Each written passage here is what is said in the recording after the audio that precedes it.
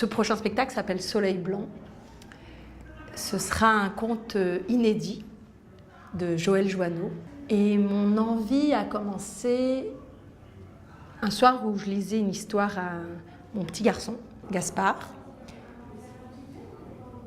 où j'ai réalisé que Gaspard était fasciné, émerveillé par les dinosaures, les tyrannosaures, toutes les espèces animales qui avaient disparu ou qui allaient disparaître ou qui étaient menacées de disparition. Alors j'ai eu envie de questionner des enfants sur quel rapport ils avaient avec la nature. Donc on est allé à leur rencontre, on les a interviewés, on les a regardés en train de construire des cabanes, des radeaux, faire des collections d'oiseaux morts, de bâtons, de pierres.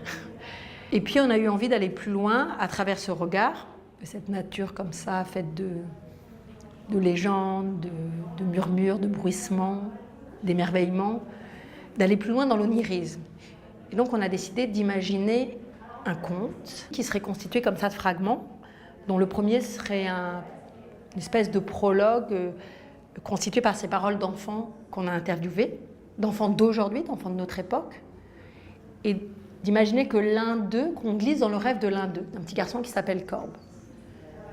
Et Soleil blanc, c'est l'histoire de ce conte mythologique qui nous fait remonter dans le temps. Et l'histoire de la naissance d'un petit garçon dans un manteau de neige, que ce petit garçon est élevé par une louve, et cette louve va être tuée, assassinée par des hommes. Et cet enfant qui est défiguré va être protégé par un homme qui va décider de l'éduquer, de le dresser, qui va lui apprendre à lire, à écrire et à devenir ce que lui pense être un être humain.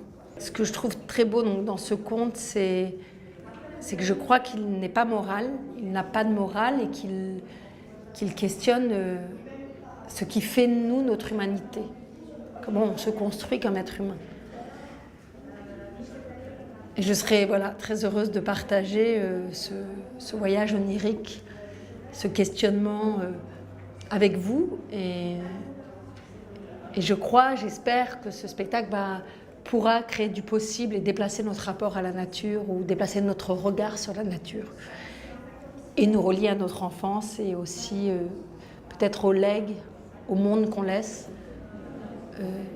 et à quel monde on est en train de construire pour les enfants à venir.